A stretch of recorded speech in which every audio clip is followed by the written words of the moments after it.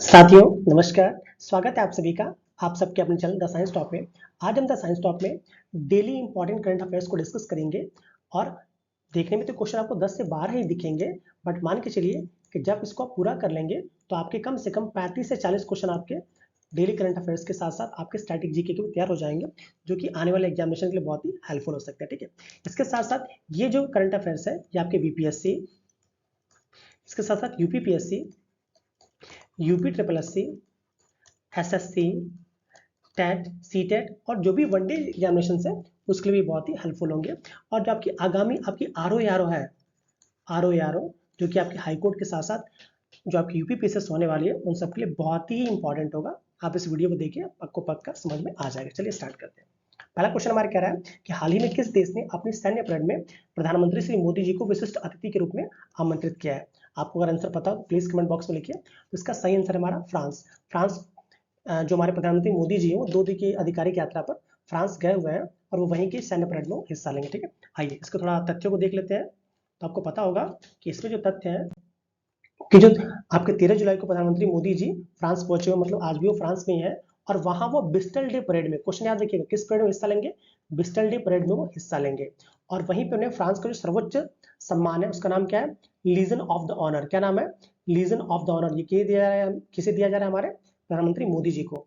इसके साथ साथ याद रखिएगा कि फ्रांस की राजधानी क्या है? आपका पेरिस। फ्रांस की राजधानी पेरिस। वो किस नदी के किनारे बसा हुआ है?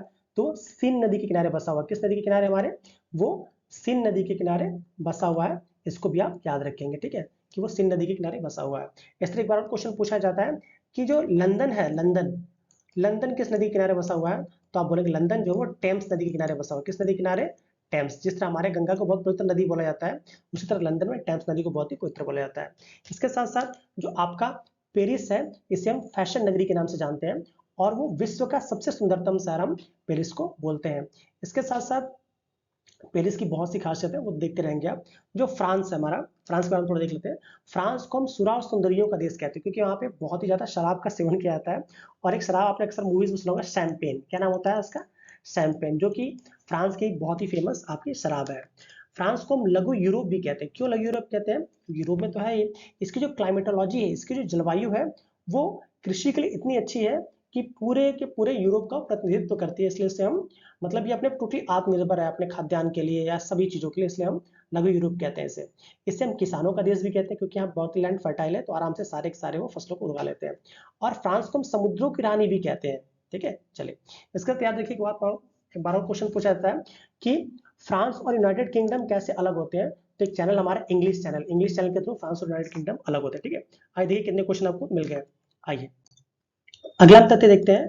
बोला जा रहा है हाल ही में जीएसटी काउंसिल की 50वीं बैठक में ऑनलाइन गेमिंग पर कितने प्रतिशत निर्धारित किया गया? तो जो आपका जीएसटी है ऑनलाइन गेमिंग पर वो आपका 28% निर्धारित किया, क्योंकि आपको पता ही है कि बच्चे बहुत ज्यादा गेम खेलते, बड़े भी खेलते हैं आज तो इसके चलते उनकी आदत ना बिगड़े तो थोड़ा टैक्स ज्यादा कर दिया जाए, तो इसके लिए इसको ऑनलाइन गेमिंग पर किया गया। ठीक है, चलिए इसके तथ्यों को देख लेते हैं। तो आपको पता होगा जो हमारा 101वां संविधान संशोधन हुआ था 2016 में, उसी के थ्रू जीएसटी को भारत में लागू किया गया था, जो पूरे भारत में एक समान कर की व्यवस्था करता है।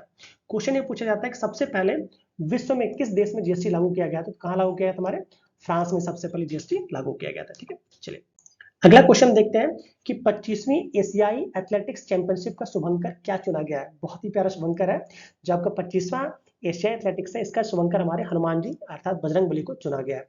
किसी शेर भालू चीते को नहीं चुना गया। ठीक, तो याद रखिएगा आप किसको चुना गया है? हनुमान जी को चुना गया। ठीक है, आइए इसके तथ्यों को हम देख लेते हैं।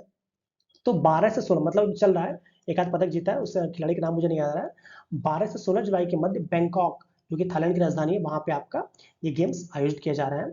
और एक और बात थाईलैंड के बारे में याद रखिएगा, जो थाईलैंड है यहाँ पे सफेद हाथी मिलते हैं और दक्षिण पूर्वी एशिया का एकमात्र ऐसा देश है जो कभी भी यूरोप का उपनिवेश नहीं बना है, मतलब ब्रिटेन से लेकर फ्रांस किसी का भी ये उपनिवेश नहीं बना है। कौन सा? हमारा थाईलैंड। दक्षिण पूर्व से एक बात करें, ठीक है। इसकी मुद्रा क्या है? तो इसकी मुद्रा थाई बहत या इसको बहत भी बोलते हैं, इसकी मुद्रा क्या है? बहत है। इसके साथ साथ याद रखिएगा कि थाईलैंड को बहुत, जिस तरह कहते हैं ना श्रीलंका को हम सियोल बोलते थे, उसी तरह जो आपका थाईलैंड है उसको पहले हम क्या नाम देते थे? सियाम। क्या नाम देते थे हम? सियाम नाम देते थे, जो कि बिल्लियों के नाम पे था। ठीक है, आइए अगला क्वेश्चन देखते हैं हम कि फोर्ब्स 2023 के अनुसार दुनिया के 100 सबसे अमीर औरतें कौन सी हैं? तो जो फोर्ब्स आपको पता होगा ऐसे फालतू काम निकालती रहती है, कौन अमीर है कौन गरीब, ऐसी बहुत चीजें। तो इनके अकॉर्डिंग 2023 की जो सबसे अमीर महिला उनका नाम क्या है, डायना हेंड्रिक्स। क्या नाम है इनका, डायना हेंड्रिक्स। ठीक है, आइए इसके तथ्यों को देख लेते हैं। तो जो डायना हेंड्रिक्स है ये बिल्डिंग सप्लाई डिस्ट्रीब्यूटर्स कंपनी की अध्यक्ष या सीईओ कह सकते हैं ये। और अगर यही पूछा जाता है कि भारत की टॉप, पूरे वर्ल्ड की सबसे टॉप की जो अमीर महिला उनका क्या नाम है, तो उनका नाम है जयश्री उल्लाल। क्या नाम है, जयश्री उल्लाल, जिसको किस स्थान पर रखा है इन्होंने, 62वें स्थान पर रखा है। अगला क्वेश्चन हमसे बोल रहा है कि हाल ही में कहां पर राज्य की पहला अल्ट्रा सुपर क्रिटिकल यूनिट की स्थापना की गई। यूपी वाले बहुत ध्यान देंगे, बहुत इंपॉर्टेंट है ये, कि कहां पर अल्ट्रा सुपर क्रिटिकल यूनिट की स्थापना की गई है। तो इसका सही आंसर कहां है, सोनभद्र। सोनभद्र में भी कहा, ओबरा, बहुत ही फेमस है। ठीक है, चलिए कुछ सोनभद्र के बारे में और जान जाते हैं हम। तो ओबरा जो है वो सोनभद्र राज्य में, यहीं पे ओबरा जो सोनभद्र राज्य में, वहीं पे सोनभद्र जिले में, वहीं पे इसको खोला गया। ठीक है, यूपी का है। ठीक है, आपको पता होगा जो सोनभद्र बहुत ही फेमस, अक्सर क्वेश्चन सोनभद्र पूछे जाते हैं। तो सोनभद्र उत्तर प्रदेश में सर्वाधिक अनुसूचित जनजाति, पूछा जाए कि यूपी में सबसे अधिक एसटी शेड्यूल्ड ट्राइब्स कहाँ मिलती है, तो क्या बोलेंगे आप, सोनभद्र में। वहां पे सबसे अधिक इनकी जनसंख्या भी है और इसका परसेंटेज भी कहाँ है, सोनभद्र में अधिक है। क्वेश्चन अगर ऐसे पूछा जाएगा कि यूपी में सबसे अधिक अनुसूचित जाति, एससी की बात कर रहा हूँ, कि यूपी में सबसे अधिक एससी कहाँ है जनसंख्या के आधार पे, तो क्या बोलेंगे आप, सीतापुर। क्या बोलेंगे आप, सीतापुर में है, वही सीतापुर नैमिषारण्य वाला। ठीक है, इसको याद रखेंगे आप। फिर क्वेश्चन कह रहा है हमारा कि सर्वाधिक हाँ, एक और क्वेश्चन ये बनता है कि सोनभद्र का मुख्यालय कहाँ है। तो सोनभद्र का जो मुख्यालय है वो रॉबर्ट्सगंज है। कहाँ हमारा, रॉबर्ट्सगंज है। इसी तरह का क्वेश्चन करके क्या होता है, पडरौना होता है। ठीक है, बहुत से ऐसे देख लेंगे आप। ठीक है, चलिए नेक्स्ट क्वेश्चन हमसे बोल रहा है कि सर्वाधिक वन क्षेत्र एवं प्रतिशतः, जो सर्वाधिक वन है कहाँ पे, हमारे सोनभद्र में। और पूछा जाए कि वन का परसेंटेज सबसे अधिक कहाँ है, तो आपका वो भी सोनभद्र में। और सबसे कम कहाँ पूछा है, तो महोबा बोलेंगे। ठीक है, चलिए नेक्स्ट बोल रहा है हमसे कि यूपी में पहरिया और सहरिया, दो जनजाति, पहरिया है हमारा, सहरिया, ये दोनों ही जनजातियां आपके सोनभद्र में ही अधिकता में पाई जाती हैं। और सोनभद्र यूपी में कोयले के लिए बहुत फेमस है।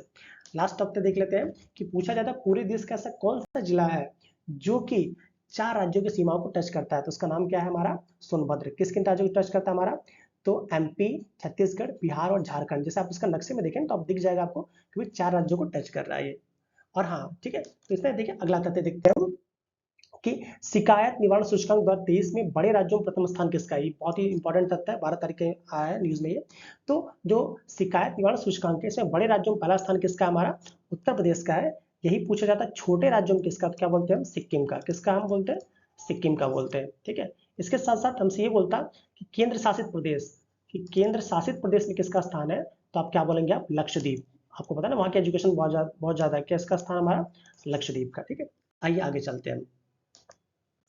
अच्छा इसके तथ्य, हाँ नेक्स्ट क्वेश्चन कह रहा है श्री राजनाथ सिंह द्वारा कहां पर हिंदुस्तान एरोनॉटिक्स लिमिटेड, जिसको हम किस नाम से जानते हैं, एचएएल, किस नाम से जानते हैं, एचएएल के नाम से जानते हैं, कहां पर एचएएल के क्षेत्रीय कार्यालय का उद्घाटन किया गया है। तो इसका सही आंसर हमारा क्या है, कुआलालंपुर, जो कि कहां पड़ता है हमारा, मलेशिया में कहां पड़ता है, कुआलालंपुर, वहीं पे इसका क्षेत्रीय कार्यालय का उद्घाटन किया गया है।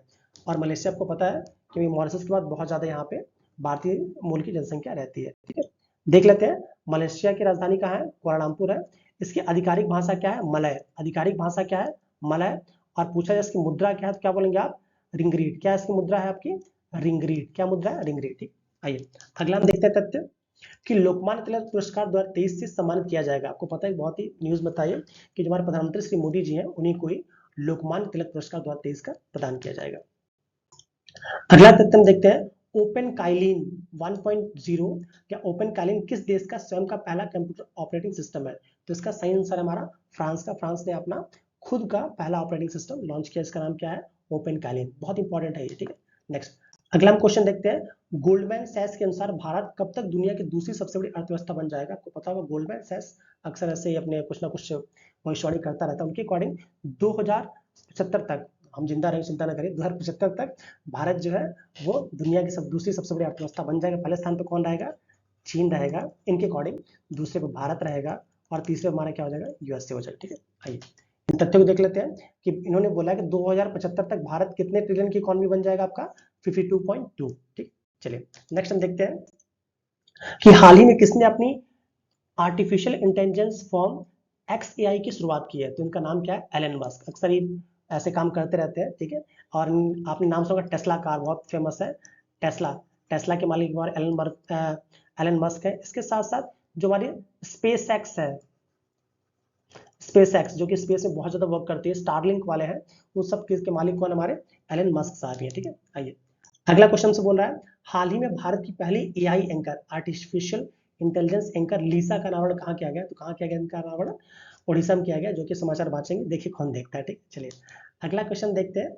हाँ, कि हाल ही में किस देश ने अपने 34वां अंतरराष्ट्रीय जीव विज्ञान ओलंपिक जीता है? तो इसका सही आंसर हमारा क्या है? यूएई में हुआ था, भारत ने जीता। ठीक है, अगला अगला तथ्य हम क्वेश्चन देखते हैं, हाल ही में कौन सा देश सड़क के नेटवर्क में पूरे विश्व में दूसरे स्थान पर आ गया? तो याद रखिएगा, जो सड़क के नेटवर्क की बात की जा रही है, तो इसमें सेकंड स्थान पर कौन सा है? आंसर मैं नहीं बताऊंगा, आंसर आपको बताना है। ठीक है, पहले स्थान पे यूएसए, हिंट कर रहा हूं मैं, पहले स्थान पे यूएसए है और थर्ड प्लेस पे हमारा चाइना आ गया है। ठीक है, अब सेकंड पे कौन है आपको बताना है ये, और इसका आंसर आप खुद कमेंट बॉक्स में देंगे, आपके लिए होमवर्क है। ठीक है, और मुझे उम्मीद है इसका आंसर पक्का कमेंट बॉक्स में जरूर देंगे। ठीक है, चलिए आज के लिए इतना ही, मिलते हैं अगले वीडियो में।